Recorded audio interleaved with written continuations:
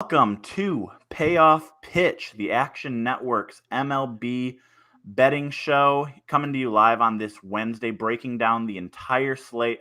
I'm Collin Whitchurch, joined by Action Network betting experts Sean Zerillo and BJ Cunningham. We're going to be going through the whole slate today. We have a slew of afternoon games, so we're going to get right into it without delaying any further. Washington Nationals against Atlanta Braves is first pitch is in about 20 minutes. So I'm going to throw it to BJ. BJ, Nats Braves, Max Fried against Josiah Gray. What do you like in this matchup?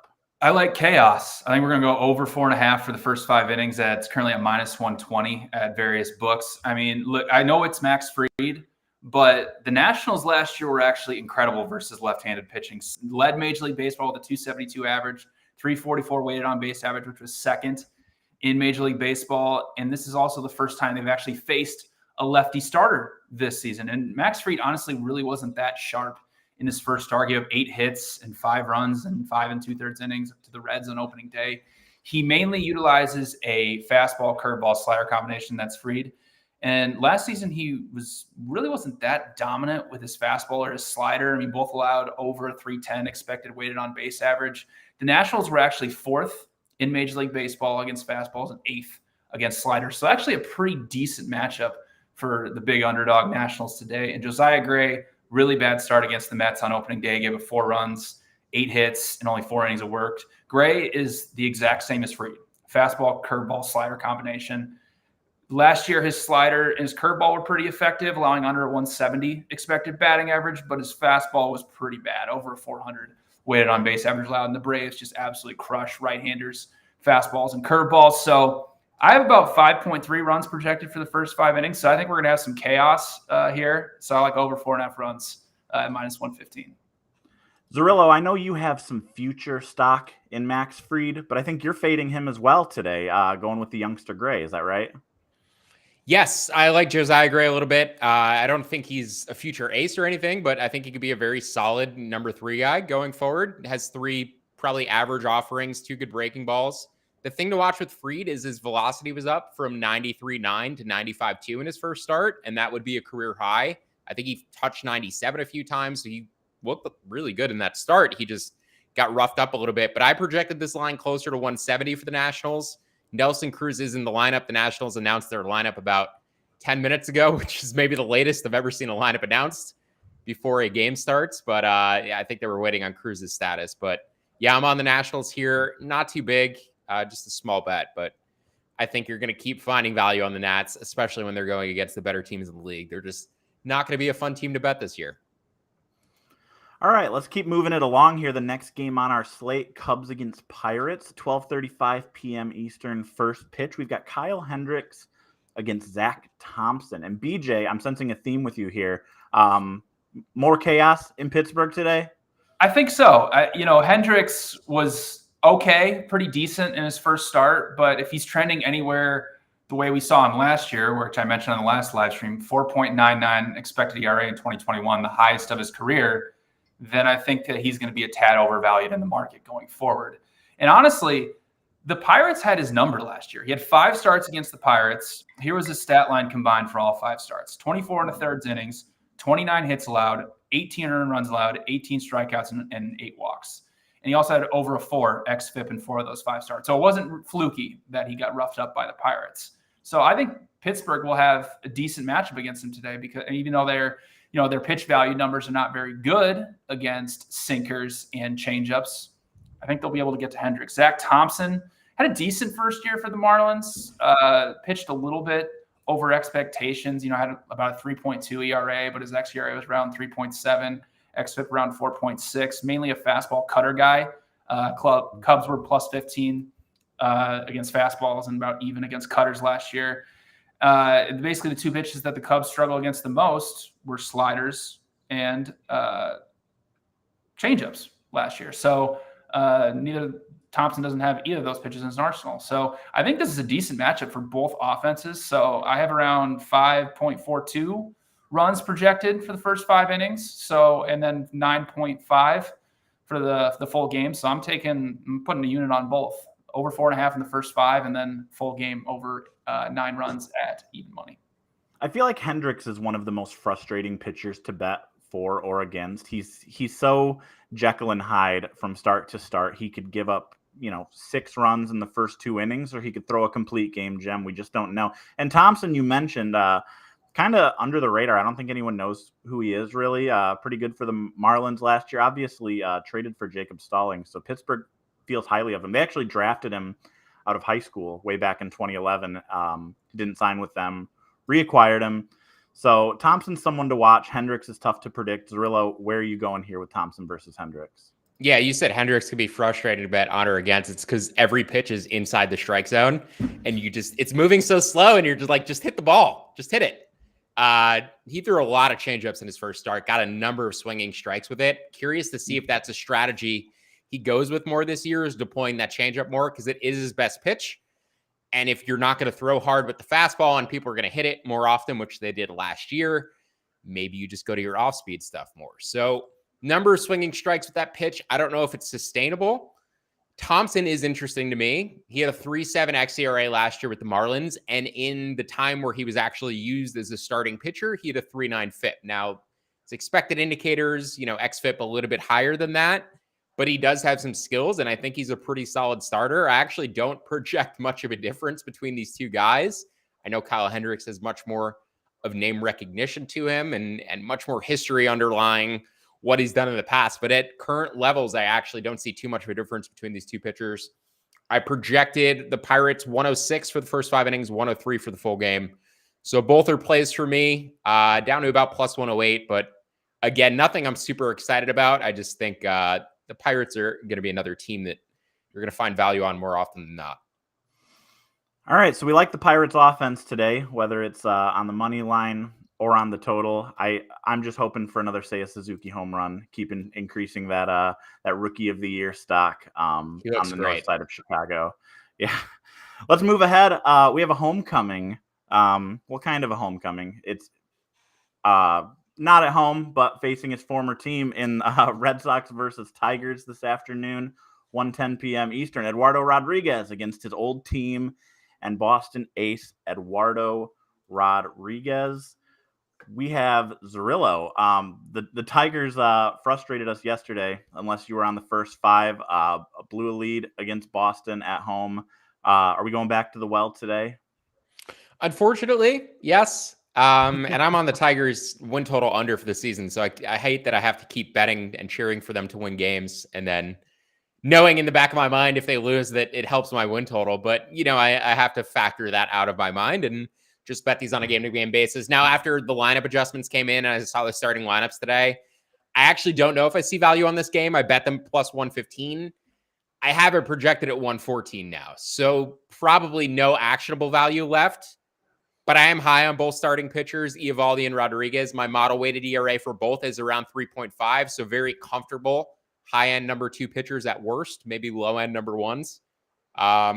So maybe would lean under here, if anything, just because I like both starters. But the Tigers, plus 115 or better, you could poke it, but I wouldn't be too crazy about it at this point.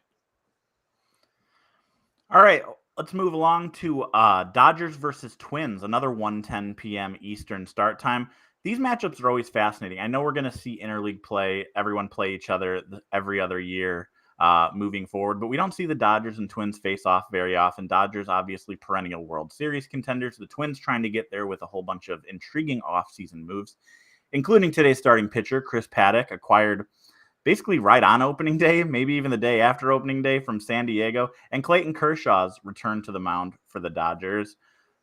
We got opposite sides in this game, which I'm really excited about. BJ, you're on the underdog. Let's hear why. Yeah, listen, I'm a believer in Chris Paddock. His numbers are not that great, to be honest. I've seen some sort of improvements over the last 2 years. And really, Chris Paddock is an incredibly talented pitcher. He just hasn't really shown it in his numbers. So, last year, ERA over 5, xFIP was only 3.87, walk per 9 rate under 2, home run per 9 rate at 1.25. Actually, really not that bad of numbers. The problem is he just gives up a ton of hard contact, and he's not very good with his fastball, which is a problem when you're facing the Dodgers lineup. But on the other end of the spectrum, it's going to be 40 degrees in Minneapolis today for a team from Southern California. So who knows? But obviously, Then you say Paddock, well, he's been pitching in San Diego for his entire career. So who knows, might cancel it out. But I have the Twins projected at plus 132. Obviously, Clayton Kershaw did have a good year last year, a little over a 3 xERA, xFIP was below 3, walk per 9 rate, very low, home run per 9 rate, right around 1. So really good numbers and no real indication that he's falling off. And if you look at the Twins' stats against lefties last year, it really wasn't that good. They were pretty below average. But with their offseason additions of Correa, Sanchez, and Urshela, all those guys had over a 330 weighted on base average for their career against lefties. So I expect the Twins' numbers against lefties to improve, even if they didn't hit Andrew Haney that well last night. So this is a projection game for me. I like the Twins at plus 155. Maybe I'm a little high on Chris Paddock, and he'll bite me, and he'll come back to bite me, but I'll take that risk today. BJ loves Chris Paddock. Zerillo, you do not, at least not today. No, I don't like Chris Paddock at all. Now, I actually don't disagree with BJ in the projection value. I see a weird projection discrepancy on this game where I actually showed value on the Dodgers for the first 5 innings and I show value on the Twins for the full game because of the way the bullpen sort of structured last night. The Dodgers had to come back out late last night and finish off a game, use a couple more relievers than they intended to. So I made the Twins 148 for the full game here. So I don't necessarily disagree with the full game play, but I did bet the Dodgers first 5 line. I laid the half a run at minus 115. I think that's still out there. I don't like Chris Paddock at all, actually. He's never developed a breaking ball to complement his changeup or his fastball. And now that teams know that, they can just sit on that changeup. And it's just gotten hit progressively harder.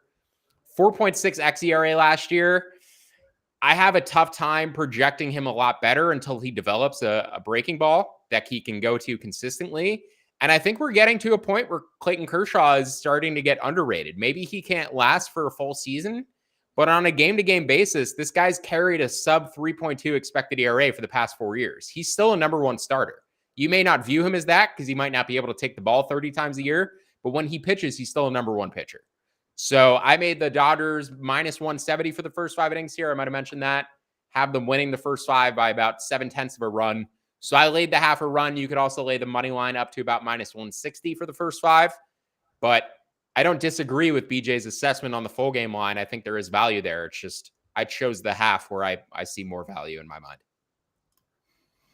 Astros versus Diamondbacks is a game where I'm really interested to hear Sean Zerillo's take. It's a pitcher that he and I both love, Framber Valdez, against a team that Zerillo you just can't seem to quit in the Arizona Diamondbacks. We talk about our miserable 2021 fortunes with them. So Framber Valdez against Merrill Kelly and our Arizona Diamondbacks. Where are you going with that one? Yeah, this seems so frustrating, but because of that, they're going to offer value every day. Who wants to bet the Diamondbacks other than me? It's freaking annoying. I really like them hiring Brent Strom this year as their pitching coach. They seem to be doing some interesting things. Maybe they're just a good under team because their pitchers seem to be very effective in what they're doing, and he seems to be maximizing their potential. Merrill Kelly's velocity is up this year, up from 91.9 to 93.3, which would be a career high. He looked great in spring. He looked great in his first start. He's also increased his changeup usage, and his changeup is up by 2 miles an hour as well. So he's throwing it harder. He's throwing it more often. It's probably his best pitch. You guys know I love Framber Valdez. I bet on him 100-1 to win the Cy Young. Bet on him for most wins at 25-1. But I made this game closer to plus 125. So if you're going to give me a 135, a 140 on the Diamondbacks, I have to play it. They'll probably lose by a run again. It'll probably be a 2-1 game. Maybe just hit the under. I don't even care. Just go Diamondbacks, I guess. Well, we talk about a team that you keep finding value in the Diamondbacks. Well, there's a team that I feel like the world keeps finding value in the San Francisco Giants. Just absolutely destroyed Yu Darvish and the Padres last night. The market does not seem to be believers in this team that won 107 games last year. They've got Logan Webb, their young ace, on the mound against Sean Manaea, another late spring training acquisition for the Padres, who was great in his debut in San Diego. Zerillo, the Giants, they just keep giving us value, right? Even as favorites. They certainly did last year for me up until about July. And then I think the market caught up and realized how good they were. And I had to start betting against them in the second half. And it didn't really work out. Today, I think there's a discrepancy in the starting pitchers and the numbers that may not be there on name value. Actually, going in blindly, I wouldn't have thought that I was so far apart between Logan Webb and Sean Manaea. But my model weighted ERA says Webb is a 3.3 pitcher, and it says Manaea is slightly over 4 in terms of a model weighted ERA projection. So Webb is a clear ace in my mind, and Manaea is a solid number 2, maybe even a number 3 guy, just according to my projection. So I bet the Giants here. I like their first 5 line quite a bit. The full game line I made minus 130, so I don't think there's as much value in that as there was last night. But I made the first live line minus 140. Still like that quite a bit. And I actually showed the Giants with a superior split against lefties versus righties, not based off of last year's numbers, but my projected numbers. So I make them 16% better against left-handed pitching. So I think between that and the superior starting pitching advantage of my projection for Logan Webb, that's kind of where my number came in. BJ, we're going to go back to you for our next game. Frankie Montas is still in Oakland for now. It's going against the Rays and one of their emerging young stars in Shane McClanahan. I don't know how much longer we're going to be able to bet for or against Frankie Montas in an Oakland uniform. I would wager that it's not going to be much past July, if even that far. But you like him and you like Oakland today. Is that right? Yeah, for the first 5 innings, I have the Rays at around minus 130, so Oakland at plus 130, so a little bit of value on the A's at plus 155. I mean, Montas's numbers last season were actually halfway decent. 3.95 xERA, 3.6 xFIP, K per 9 rate around 10, walk per 9 rate under 3. So what was interesting, though, about his first start is he threw his split finger more than any other pitch, which is a difference from last season, 31 times out of his 92 pitches. That would be welcoming news if you want to bet on the A's today, because the Rays had a minus 4.3 run value against splitters last year, but they absolutely crushed sinkers and fastballs, which are Montas's next 2 pitches. So let's hope that Montas uses his splitter quite a bit today.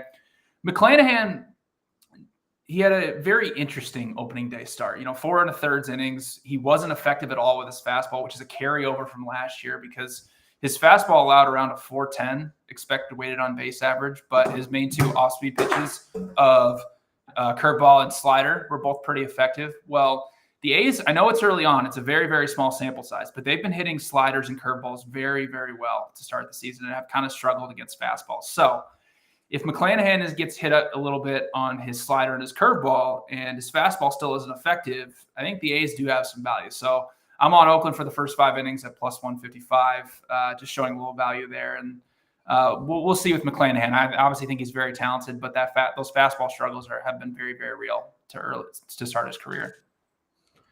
Speaking of struggles, the Milwaukee Brewers, everyone's NL Central darling, a lot of World Series stock in that team as well. They've gotten off to kind of a slow start here. Corbin Burns got roughed around on opening day, and he's making his second start today against the Brewers and against the Orioles and John Means. BJ, I'm going to go back to you for this. You think Burns is going to rebound against what is, arguably the worst team in baseball this year? Yeah, I don't think there's really no need to panic after Burns' first start. I mean, if you look at his expected indicators, only about a 3 expected ERA for that first start against the Cubs with the wind blowing dramatically out at Wrigley Field. So I don't think there's really any need to panic. The Orioles just flat out stunk against righties last year. 27th in weighted on base average, weighted runs created plus, second to last in ISO, and had the highest K percentage of anybody in baseball. So I don't think Burns is going to have any trouble getting back on track against Baltimore's lineup. John Means, listen, he has a good changeup. He has a good curveball, but he kind of struggled with his fastball last year. 370 expected weighted on base average allowed. Basically, the only 2 pitches that Milwaukee had a lot of success against last year were fastballs and changeups, combined plus 33.8 run value against those 2 pitches. So from a projection standpoint, I have Burns, the minus half a run, projected around minus 132. So if you can find a minus half a run at minus 115, I do think there's some value there. You get up to minus 120, you're kind of at that peak where I wouldn't say there's much value left. So I think Burns does bounce back here, and we'll see if Milwaukee can also get him some runs, because I do think that their offense has a decent matchup against John Means. All right, I'm going to put you guys on the spot a little bit with this next one because I don't feel like we can get out of here without talking about the biggest matchup of the day, the AL East heavyweight bout between the Blue Jays and Yankees. I don't believe either of you saw a lot of betting value in this one, but it's Jose Barrios off of his absolutely terrible first start of the season against Garrett Cole, who got roughed around by the Red Sox as well. It's a matchup of, well, one of the best pitchers in baseball against a very good starting pitcher. It's two of the best offenses in baseball. It's two teams that a lot of people think are going to be battling it out for the AL East title all season long. Zerillo, what do you make of this matchup? I know you think the lines are pretty well in line with your projections. You don't see any value there? I don't, and I don't know what to make of Jose Barrios still. I've never really been a fan of his, especially from a betting standpoint. I've always thought he was quite overrated by the betting market. You look back through his history of expected ERA past 3 years, 409, 436, 4. That's not a number one pitcher. That's barely a number two pitcher. He has xFIP marks closer to 3.6 last year, so maybe that's a better indicator of what his true talent level is. I'm still not really sure. Garrett Cole, the thing to watch for, obviously, is how he performed after the sticky stuff was taken away. And then we managed to see that spin rate slowly come back throughout the rest of the season. So he was finding a way to get stuff back on the ball. That doesn't happen naturally. Roughed up in his first start. I actually didn't check his spin rate numbers, so I'm curious if BJ did. But yeah, I'm actually lower on both of these starting pitchers, I'd say, relative to the betting market. And I'll probably be the guy betting against Barrios down the stretch, or I should say as we progress more into the season. Blue Jays high up in the World Series marketplace. Everyone's trendy pick. I know they're my pick. I know there are a couple guys at the Action Network's pick. We've talked about them a lot on Payoff Pitch. If we're fading Barrios and if we have question marks about Cole, this total set at 8. Is there not value there? Because that's where I would be looking, BJ.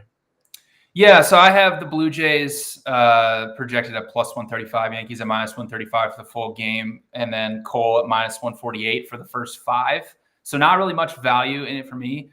The spin rate numbers, Sean, were a little bit up on his fastball, a little down on his slider, and pretty similar with his curveball. So that's interesting. Looks like some type of substance has made its way back on the ball. I mean, Cole, it's very, very interesting because the knock on Cole since he's been in New York is he just gives up way too many home runs. And when you play in a little league park, that's going to happen. Barrios, listen, I was a believer in Barrios for a long time, but I'm starting to go with Sean that I don't really think he's a top end starter anymore. Obviously his curveball's been effective, but he looked last year, 380 x-weighted on base average allowed on his fastball, around 360 on his sinker.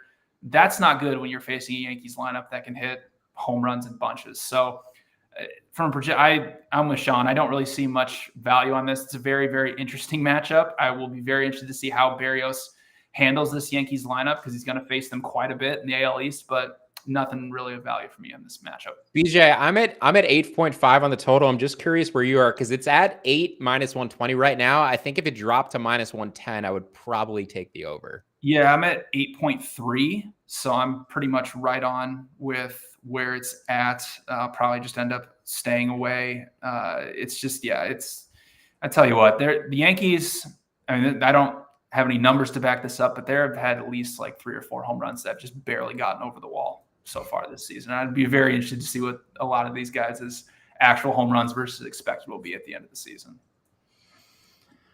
Our last game of the slate is another interesting one. 2 supposed contenders in the American League. The Seattle Mariners are in Chicago to face the White Sox. 7:10 p.m. Eastern. I know Zerillo's all over this one. We've got the reigning AL Cy Young winner, Robbie Ray. It's actually a battle of former Cy Young winners. Robbie Ray against Dallas Keuchel. Hey, I just bring the facts here on Payoff Pitch. But Dallas Keuchel obviously coming off just an absolutely miserable 2021 season. Robbie Ray, the exact opposite, the best pitcher on the planet last year. And here we are. Is this one of those too good to be true moments? Robbie Ray and the Mariners, underdogs in Chicago against Dallas Keuchel and the White Sox. You almost blew me out of my seat, Colin. I forgot Dallas Keuchel won a Cy Young, mostly by being a very good fielding pitcher. That's probably his best skill. This guy had a 6.2 xERA last year. He was woeful. And Ray's stuff this year is a little bit concerning. Now, we talked about pitchers not being fully stretched out, shorter spring training, but his velocity is down 2.7 miles an hour compared to where it was last year. That's a bit further down from where I'd want it to be just off of a short spring training. Maybe he gets back to normal, and that's fine. That's his lowest mark, though, since his rookie year in 2014. So definitely something to watch with Ray in terms of his fastball velocity today. This seems like an easy over game, in my opinion. I have the full game total at 9.3, so I liked it at plus money, actually. But the first 5 over, I have it 5.6. You could get a juiced up 4.5. I like that to minus 125. I'd probably bet an over 5 to minus 110 even. Just don't like either of these two starting pitchers. The White Sox hit lefties pretty well. The Mariners lineup, don't really know what to make of it. They almost seem a little bit overrated right now. But yeah, this screams over to me. And I made the Mariners also minus 120 favorites for the first 5 innings. I think Mariners plus money for the first 5 is almost a must bet. I have some trepidation because of Ray's fastball velocity and the fact that the White Sox hit lefties well. So that's why I prefer the over. All right, we've gone through just about every game on the slate, but before we get out of here, I want to get each of your best bets for today. BJ, we'll start with you. Yeah, I guess the game has just started, so I'll stay away from the Braves. And hopefully they've already scored a run. I'm not sure. But I'll take Corbin Burns minus half a run for the first 5 innings at minus 110 against the Orioles. I think it's just a wonderful matchup and a great bounce back spot for Burns, who I think is a little bit undervalued in the market here. I think, strangely, we've bet on the Orioles so many times last year and even into this year. And I saw the stat the other day. This is kind of off topic, but I saw that the Rays were 21-1 against the Orioles since the start of last season. I think I bet on the Orioles every single one of those games. So, but it's a good matchup for the Brewers and Corbin Burns. So I'll back the NL Cy Young for the first 5 innings at minus half a run. Zerillo, are you going right back to where we were just talking about in Chicago, or where are you going for your best bet for today? I do at current pricing, that first 5 over is probably my best bet, but my biggest bet today is the Giants first 5.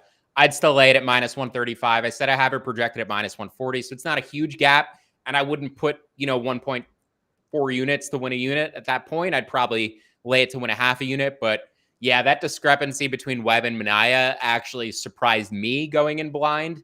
And the fact that the Giants hit lefties much better than righties in my projections only adds to it. So Webb first 5, we're going to back our Cy Young guy. All right, there you have it. Giants first 5 innings from Sean Zerillo. Brewers first 5 innings at minus half a run from BJ. Those are our best bets for Wednesday's MLB slate.